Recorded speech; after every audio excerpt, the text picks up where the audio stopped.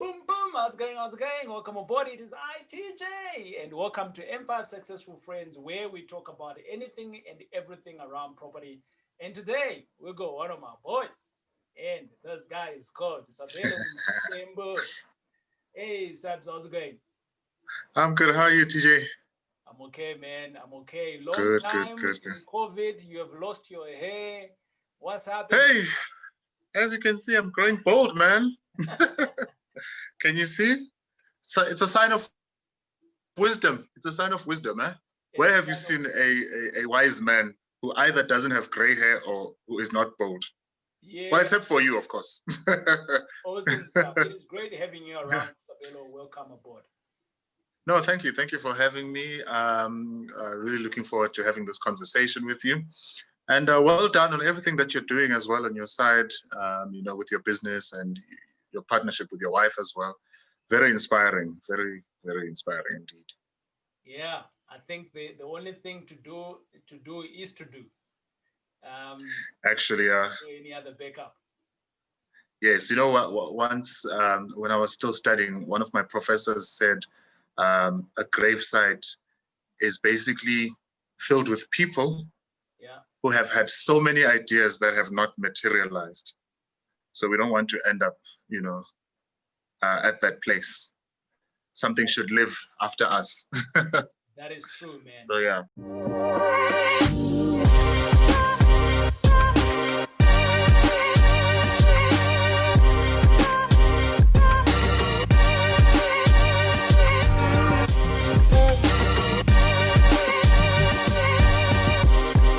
Sabelo, and what do you do, Sabelo? Hey, I'm a I'm a man of many things. Right. I'm a man of many things. I think first and foremost, I'm just a family person. I'm a husband to one wife. Yeah. Hey, there's nothing wrong with multiple wives. Come on, man. No, of course. I just thought I should put it out there because the other one is also common. Yeah. Cool. So yes, I'm a husband to one amazing wife, and I'm a dad to 1.5 children. I don't know if that makes sense. You can figure that out for yourself. Congratulations! I didn't see one coming. Yes. Well done. Yeah, thank you, man. COVID baby, ish, Oh. You know what happens when you are in lockdown? You just look at each other and you're like, okay, so what you want to do? And I'm a servant of God. I love going to church. I love the Lord. What else am I? I'm a runner. Love running. Yeah.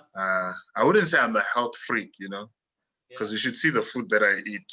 It doesn't correlate with my lifestyle of running. But I enjoy being, in the outdoors, just exercising, doing long distance running. It really helps me. Speaking about the running part, you do marathons and things like that, comrades and what? Hey, yeah, I've done 5 comrades. I was really hoping to do my 6th one this year. Yeah. And you know what? There are people who have done far more. I met a gentleman who is probably in his 60s now. He told me that he completed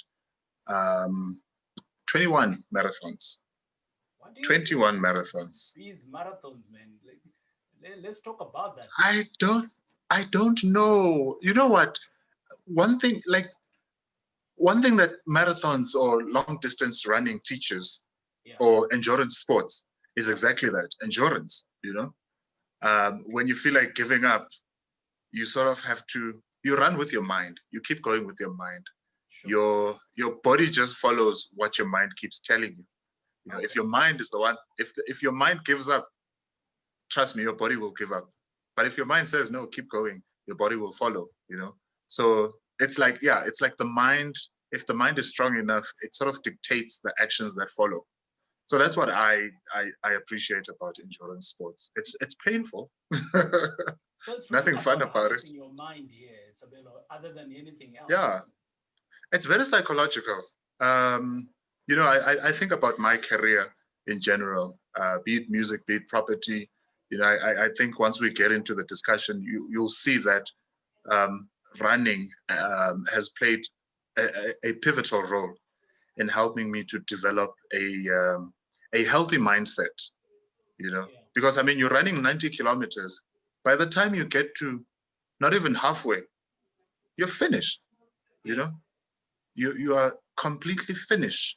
The only thing that starts working then is your mindset, you know, and I think all runners will agree, you know, or all endurance sports, you know. And the nice thing about running is that you are your only competition. So there's like 20,000 of us, and except for the guys that run in front, you know, the top guys, everyone else is just running for their own improvement, and they have their own records to beat, you know. So it's a non-competitive sport. You compete with yourself, and that's why I really enjoy it. And it's also an opportunity to get to tour the country, you know. I mean, I've seen parts of the country that I would have never seen if it wasn't for running, you know. You run from one city to another and you do the back routes and you're like, oh wow, I didn't know there was this part of Johannesburg, you know. So yeah, and you see all these properties, pun intended, you know, and and you're like, this is nice. I should invest here. How you go out and look for opportunities, Sabelo, whilst you're running? No, not really. But you know, it's something catches my mind, you know, as I run, and then I'm like, okay, I didn't know there was such and such a place here, you know, because there's so much to discover in places like Johannesburg. Because when we think of Johannesburg, for example, you just think of CBD, dirt, traffic, taxis. You know, there's so much about Johannesburg that is catching the eye, you know, so many beautiful locations, so many beautiful cafes, you know, shopping centers, buildings. And I mean, there is, in fact, a race that happens on the 24th of September every year, which is done by F&B. And it's called the Heritage Run. And you run around the city of Johannesburg. Now, a lot of people don't just visit the city of Johannesburg.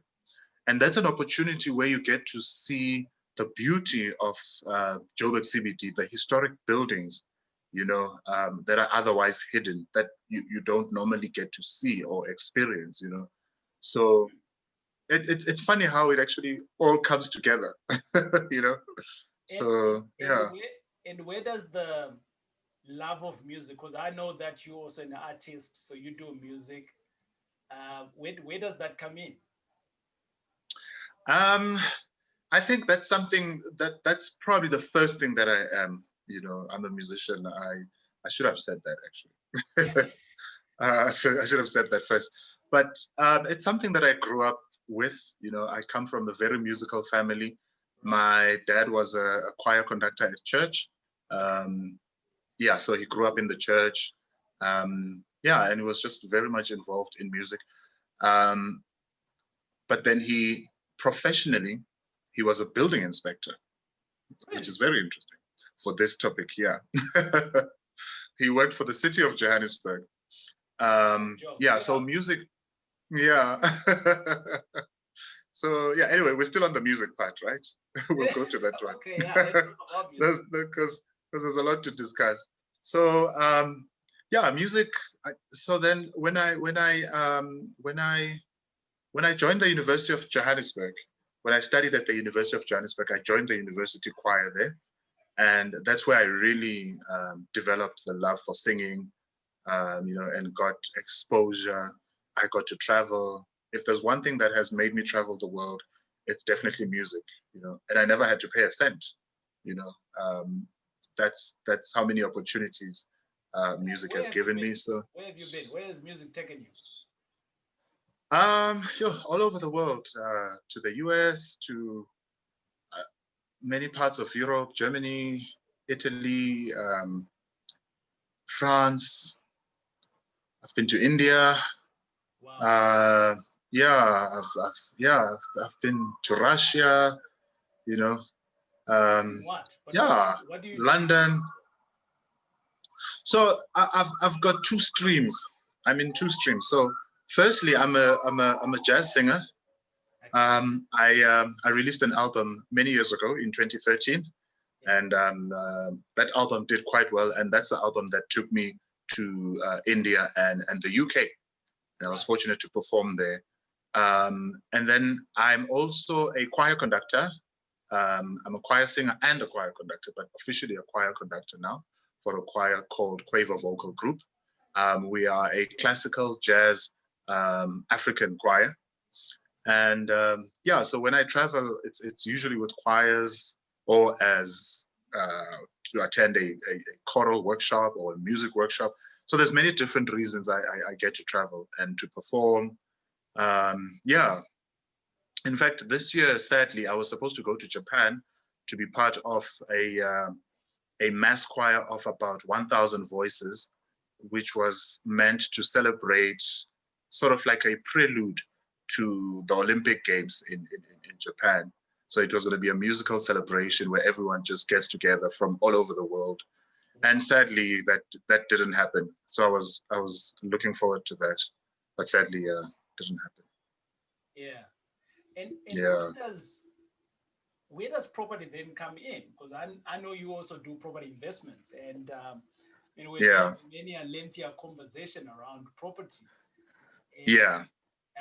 I didn't know about your dad, about him being an inspector, Yeah, yeah. So I think we can start there. He was mainly the inspiration. I think my dad had an idea. So he had 6 of us, and he used to be, well, he started off as a builder, right? As a construction worker. Yeah. I mean, back then, I mean, in the 60s, 70s, that's basically what you could do as a black person. If you've done very well for yourself, then you're a teacher or a nurse or a traffic cop or police. But my dad was he got into the construction field as a construction worker, and then he worked his way up. He sort of studied and eventually joined the Soweto Council, building council, where they basically started, inspecting and making sure that building regulations are followed. And it's quite interesting because it's very different to what it is nowadays. Back in those days, like building was a serious affair. Construction was a serious affair. You can't just erect a building without following, all the procedures. So he was responsible for that. And then he went on to study architectural design. He became an architect. And he started, doing architectural work for a lot of people in Soweto. He founded his business, which he ran on the side. And then he taught my mother how to do architectural design. And together they pursued that. And I mean, if you go to Soweto and you ask about Mr. Aaron Mthembu, a lot of people know him because most of the houses that are there were designed and built by him. Obviously not the 4-room houses, but the extensions, the bigger houses. So he was quite instrumental there. And then he sort of inspired us to go into construction. My sister ended up as a civil engineer. Yeah. She was the first graduate in my family. And my other sister my brother went into architectural design as well. And then my other sister went into real estate. Then my other sister went into interior design. Okay. And then and then my other sister went into quantity surveying. All right. So yeah, so I think by the time I left school, my dad was tired, because I was the last born. So he just let me choose whatever, and I decided to go into IT. So I'm a man of many things. I ended up going into IT because IT was very popular back then, and it was easy to get a job as an IT specialist. But for some reason, I still had the love for architecture. I still had the love for buildings, because with my dad, we were able to, go around and see buildings and see construction and be there when he does his construction projects, So I had that love. you know, for building. And I decided that, you know what, I should really get into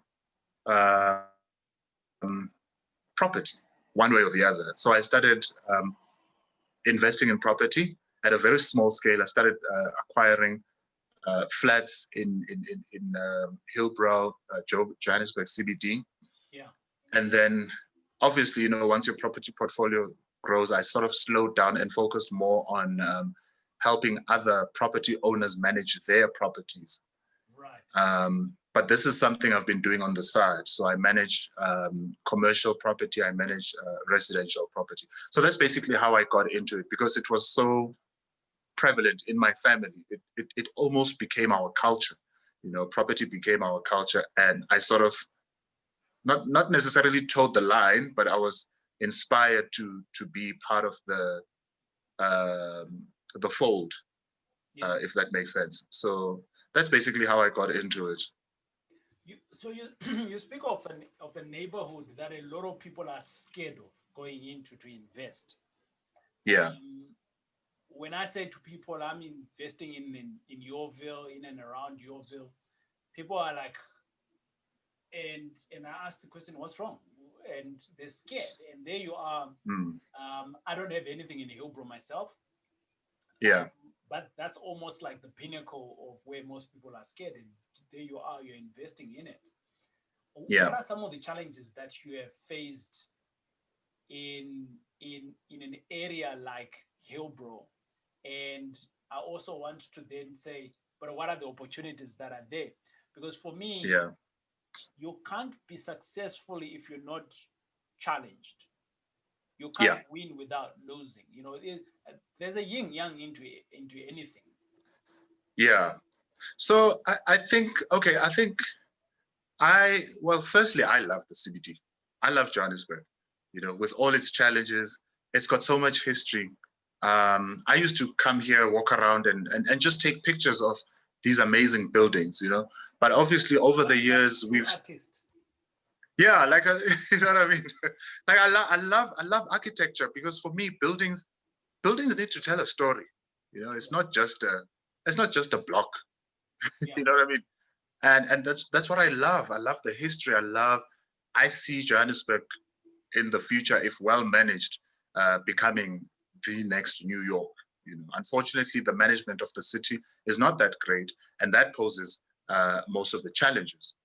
Then you have the issue of appreciation of property value in the CBD.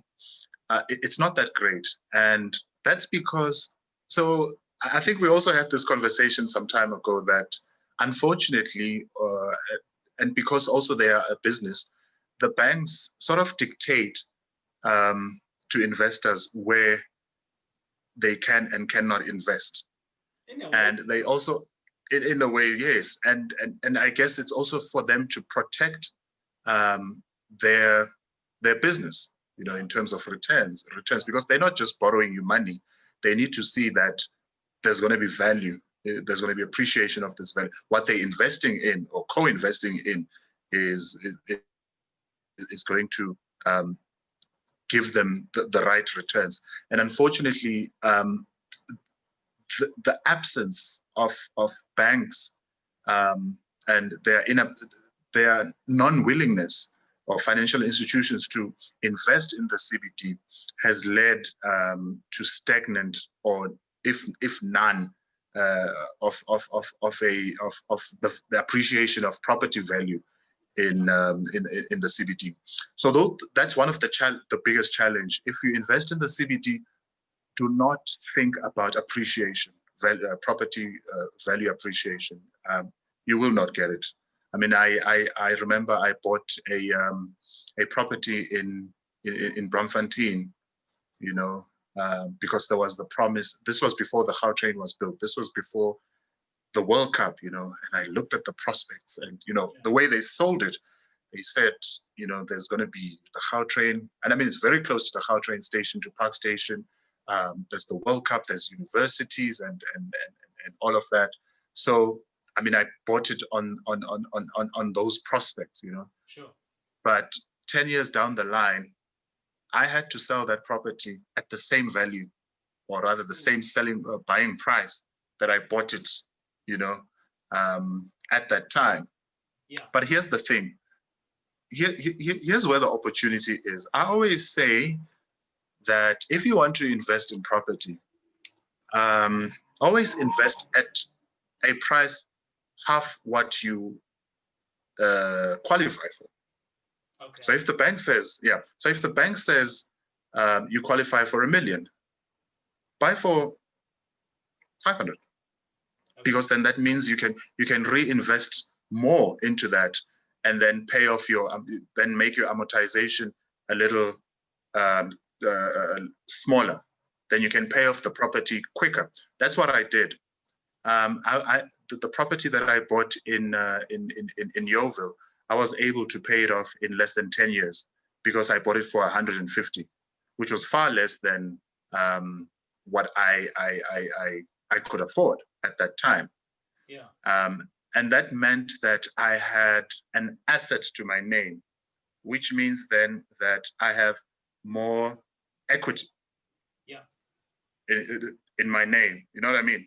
Yeah. So then I become the perfect candidate, for someone who's looking for funding. Don't run away from the word, man. You become rich. Not really, but yeah. you're rich in equity, and the yes. banks are always looking for people that are rich in equity. Yes. Yes. And absolutely. To give them more money. We look yes. at people that get more money from the bank, and we're always asking ourselves, how is that happening? They're just rich in yes. equity. That's all. It's natural exactly. for the bank to hold on to something. Exactly. And the best way you can accumulate your asset is to buy affordable assets. Sure. You know what I mean? Yeah. And I think that's what has worked for me. I've always, because I think if I had to buy in a elite area like Sandton, it would not be the same, because then I would still be owing for that. I'd be tied up in that. Exactly. So I mean, if you get a flat for like 250,000 in the CBD, obviously you have to look at the conditions of the building. If it's a livable place where you can live, and the nice thing about the Johannesburg CBD is that you can never run out of tenants. There's always a demand. Yeah, there's always a demand. There's always a demand for living space in Johannesburg. Okay. So that's one of the challenges of investing in inner city, man? I think it's just, you have to, the challenge is finding the right tenants. Okay, so there's tenants. Yeah, because you just need to find the crib. Yes, the tenants are there's many, but there are also crooks. You know what I mean? Yeah, there are crooks, and I think this is where my passion for property management came in, because I managed my own properties. One thing that I never did was to hand them over. Actually, I did that one mistake. I handed over my property to an agent. Okay. And this is not a managing agent. This is a sales agent who finds tenants. Sure. So remember, their mandate is to find a tenant. Yeah. Right? What happens after that is not part of what they do. So I had to sort of get involved from the word go. Make sure that I know who's coming into my property.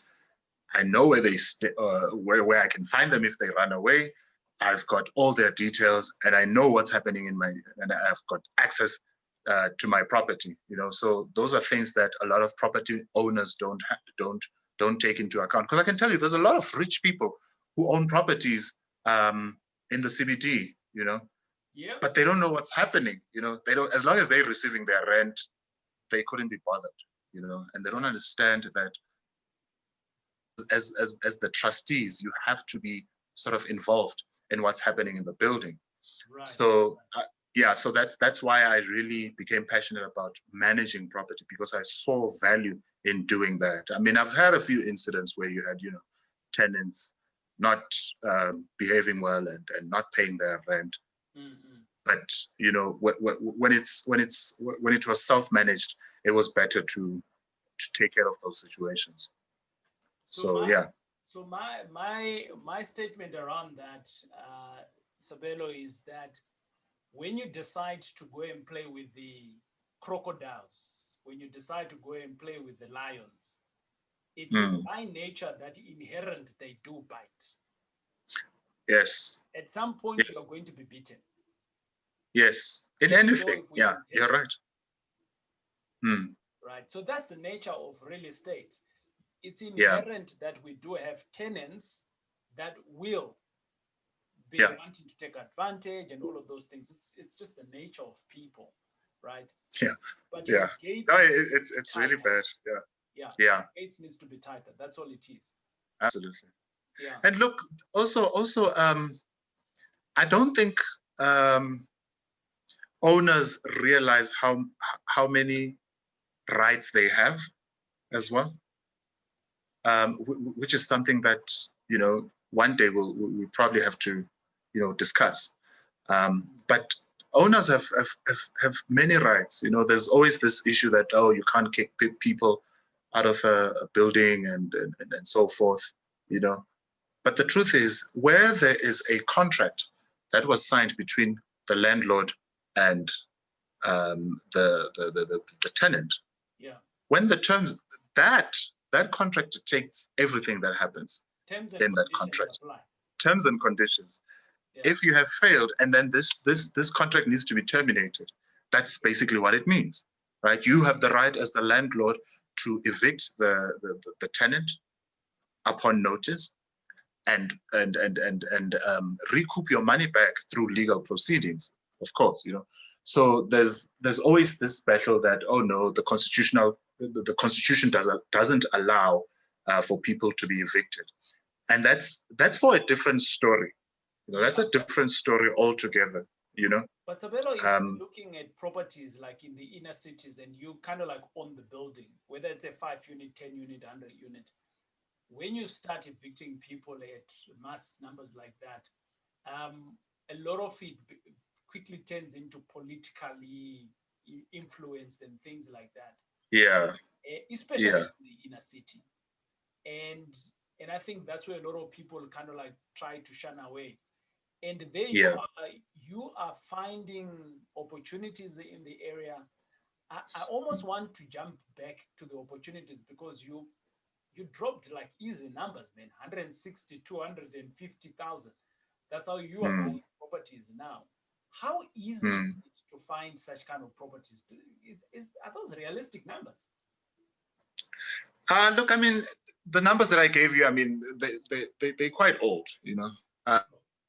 But I mean, I think with 500,000, you could actually get a decent unit, a large size unit in the heart of CBD, of the CBD. You could get a beautiful flat with a beautiful view in Berea, for example. You know, it wouldn't just have a beach, isn't it? Sorry. I said it wouldn't have a beach on it, right? Because you said it's a beautiful apartment. No. No, I mean, it's a beautiful view of the wall of the apartment next to you. Just paint there. Sure. Just paint that spot and you've got a beautiful view. So I mean, I mean, for like 400,000, I was able to get a beautiful 1-bedroom flat in Kensington with a beautiful view, which was on the mountain. And, you know, so it's just, you have to look around. It's like shopping, you know, it's like shopping. You have to shop around and you have to negotiate well, understand why the owner is selling and play on that, you know, play on that. I mean, I was fortunate enough when I bought that flat in Kensington. It was an old man who needed to go to his family in Cape Town. He was moving. You know, it's a beautiful flat with a beautiful view. So for 500,000 rands, you can get something very. You can even get 2 flats, you know, small studio flats, and I mean those flats are quite huge. You know, the one thing that you need to be careful of, and here's the thing that a lot of sales agents do is, because obviously their mandate is to make a sale. they will rush you and tell you, you will never get a deal this good. They always rush you and they say, you will never get a deal like this. The first thing that you have to do is do your due diligence. Your DD. Study the financials. Yeah, DD. Yeah. DD Mabuza. Do your do your studies. Do your study, do your due diligence. Check who's managing that property. How is the property doing? Because obviously when you come into that club, you're going to be affected either way, you know. So it's very important to do that. How are the rates in that property? You know, I want to talk to something there, because you know what you're talking about, it's actually the process of managing a property. And you know, I'm always saying that buying a property, it's an event. It's got a start and a finish. Yeah. Managing, it's a process where you actually need to find ways to please your customer, to make sure that you're banking more money as time goes, to maintain the asset that is giving you some money. So there's a longer process there that you need to be taking. I can see the correlation of you enduring running and property long-term management. I can see the connection now. No, it's absolutely stressful. Mainly because there's, you know, you're not just managing the building as, let's say, a group of trustees. You know, if it was that easy, you could just come together as trustees and have rules and laws. But here you are dealing with bylaws of the city that only the city can enforce and manage, right? So issues of illegal dumping, illegal whatever. You have to have the city enforcing those rules. Right. Issues with incorrect billing. One of the biggest challenges, you know. You've just touched me on my. I'm sitting with that. No. You know, it's absolutely stressful. You are also dealing with employees of the city who are, I wouldn't say disgruntled, but they're tired. Some of them. Yeah, they are. You know, so you go there and you try to. You know, not all of them. There is some elements of bad apples. Yes, you know what I mean. So those are some of the challenges that you deal with. Sure. And then when it comes to managing a property, let's say you're managing a commercial property, like I do in my case. Yeah. Then you have to manage egos of different tenants, which is a serious thing, you know, because you've got people who are running their businesses, and at the end of the day, they want to make profit so that they can pay you, and you have to please them, because if they don't make profit, they can't pay you rent. Now you have those egos that you have to manage. This tenant doesn't get along with this tenant because he's blocking his view. No one can see his signage. You know what I mean? So it's quite a challenge. It's quite a challenge.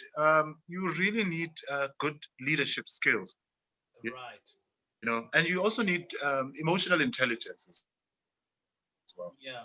You really need emotional intelligence, because at the end of the day, like you said, it's a journey. You know, buying, as you said, is an event. What happens between that and the end, however we decide the end, is what matters, you know. But at the end of the day, at the end of the day, you really need to take into account the comfort of the people who are occupying the building, right? Yes. And also to respect and protect the property, you know. And get the people who make the people who occupy the building understand that they are the stewards of the building, you know, because buildings are historic. That's a servanthood attitude in terms of doing your business. You know, you're serving others, and I think me and you, we come from a great guy, Andre Olivier, who's always talking about serving. Yeah. It's not just about money.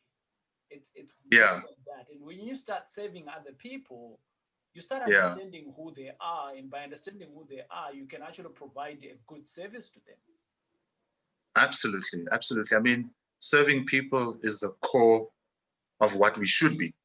Yeah. You know, like you say, it's not about money. In fact, like Pastor Andre always says, that once you put your passion and your heart of service into it, the rest will follow. Recognition, money, returns, and all of that. Those things will follow. You know, if you base your business on, I can't remember who preached that. I think it was Pastor Mensa Otabil from Ghana. Yeah. When he came and he said that if if if your focus is on a single thing, once that single thing is removed, then there's no purpose. You know, so for example, if you get into a relationship because you want to have children, once the children are there, then there's no purpose for why you are in the relationship. You know, so we have to, becomes an object. Exactly. So now you're focusing on the children. You don't care about the wife. You know what I mean? And I think that's how it should be in business. We need to have a bigger purpose, you know. And for me, my purpose is really protecting the heritage of our city. That's what I always say in my business. We are the stewards of our city. We are the stewards of these buildings. You know, they tell a story. They need to be there. You know, what I would listen to like older people talk about how they used to walk at Joburg Park, for example, how there used to be Christmas carols at the park in the CBD. You know, unfortunately, because of poor stewardship, we can't experience those things. You know, whereas what's your remembrance of what the inner city looked like from your childhood? Ooh, I think I probably found, I grew up in an era, because I mean, I grew up in the 90s. That's where things really started to change. Sure. And I never visited the CBD, but one thing I do remember is that where at F&B, at the big F&B building, yeah, they used to have this massive Christmas tree. And sadly, they don't have it anymore. And they would have Christmas carols around that tree. Wow. But obviously, people don't want to come to the city anymore, so people don't really, you know, enjoy. That area that they call the Bank City, isn't it? Bank City, yes. I mean, they're really trying, and they're doing well in trying to transform it. Yeah. It looks really nice now. They've got beautiful cafes, yeah. And I mean, and the other thing, Christmas carols at Bank City now. Exactly. You know what I mean? And now it's really our responsibility to try and woo people in, you know. And I think a lot of companies and managing companies have tried. I mean, there was a company that was managing Newtown, for example.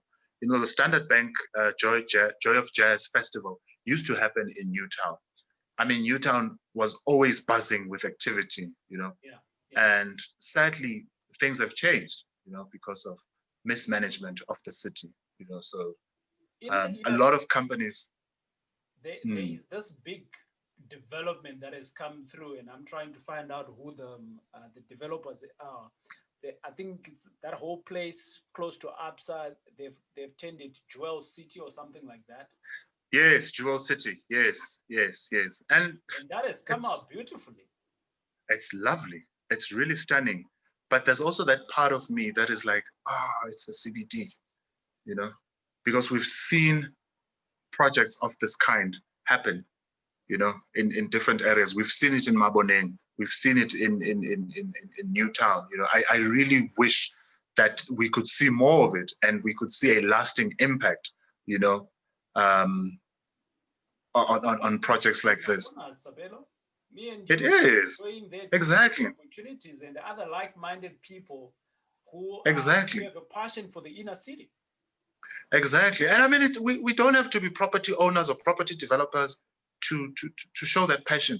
We can be artists. We can be people who love good food. We can be, you know, let's visit these places. Let's see them. Let's go out there and see it. let's Uber if we're too scared to, drive into the city, which is understandable, Let's Uber to the city, go there, enjoy, have a good time. And I mean, we see that with neighborhoods in Braamfontein, So it's almost like things are happening, but not at the pace that they should be, So there is hope. It's almost like not at the right pace to completely transform the whole of town. Absolutely. And it happens in pockets. But it's too slow. So the transformation looks like it's really crawling rather than... Yes. Yes. And it's almost like people will run to a place, they will flock a place. And then once that place is done, they will move on to another place. Like I was saying, I mean, Newtown used to be the place to go, about 6-7 years ago. And then that ended. And then Maboneng became the place. And then that's on and off. And then Braamfontein is now becoming, the place.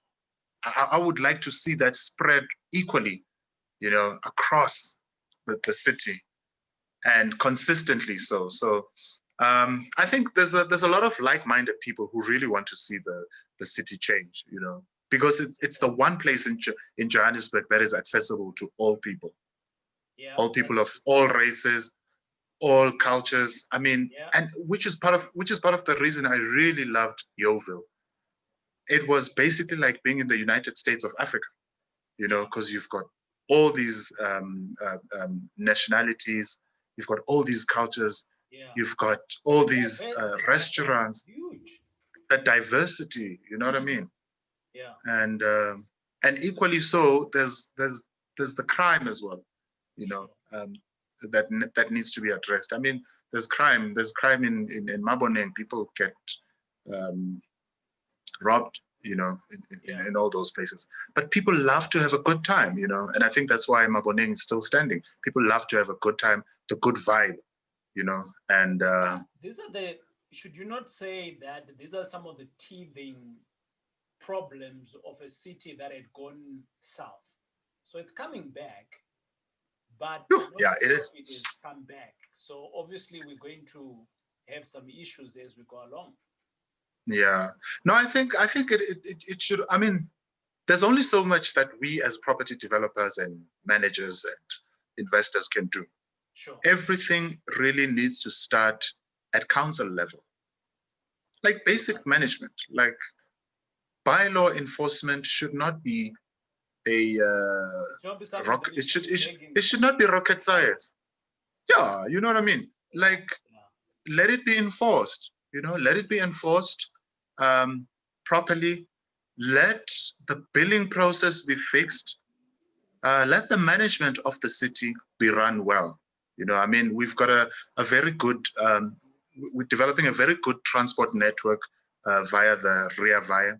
Yes. But also because of poor management, it's taking long. I mean, to fully develop it. This project was supposed to be done in 5 to 6 years, but we see some stations. Project, the 2010 project? We are here now. We are here. They are still building in Alex. You know what I mean? This thing was, we don't need cars. We don't need cars. I use the Rea Via. I have a car, but sometimes I just park my car and I use the Rea Via, because it's convenient. Your music takes you to so many places where you appreciate some of these things. Exactly. And that's what, what? Still scared. I really wish for everyone to go to London, to go to New York, to go to these places where you can be in the city and use public transport. Obviously, things are different in South Africa, I mean, then again, we also exaggerate. I mean, it's not that dangerous, Taking the Rea Via, I've never had any issues or incidents. Yes, it's done. Now and again, it's slow, it's not as efficient as it should be, but it works, it works. And it's a very, very safe way to travel and comfortable too, I like the way you think, Sabelo. It's at a global level, it's not a local level. And I think your passion is more around, let's get stuff working. And you doing your part in your properties that you own, in properties that you are managing, which is great. But I want to conclude off the conversation, Sabelo. You're an artist, and it's unfair of me to let you go without giving us a chorus or a song or something. How did I know this was coming? I knew this was coming. The floor is yours for the next 2 minutes. Give it to us. 2 minutes is too long. I'll give you 30 seconds, and then the rest you can find on my what do you call them? Social media pages. Sabelo's music will be in the comments below. And all you need to do is click on it, and you'll be able to buy of what we are going to receive now. You should. But before I shoot, how for me, why arts and property are so close. If you go around the world, you see some of the greatest buildings are like theaters. Some of the greatest buildings are like music halls. If you go to London, the Royal Albert Hall, one of the best architecture, it's a music hall. If you go to France, if you go to Paris, the School of Arts there, it's a huge building right in the city center. So buildings, buildings and art, there was an era where being an artist was a really respected profession, and a lot of money was invested.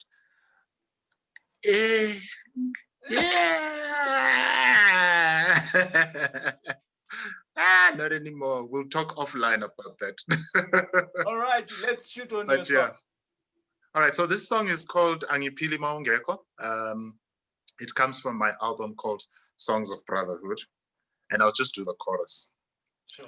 Angiphili maungekho, Angiphili maungekho, oh, oh, oh, oh, oh, oh, oh, Angiphili maungekho, Angiphili maungekho, oh, oh, oh, oh.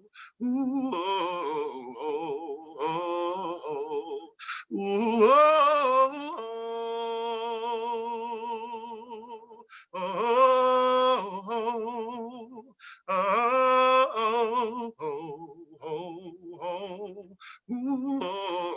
oh, oh, oh, Inkanyezi phela umlilo, isomiso sifikile, izinkomo ziphelile, solokhu wahamba.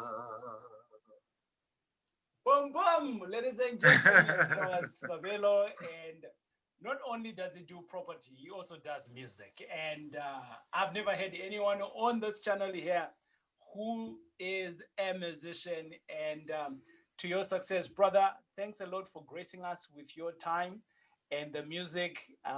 It touched my soul, man.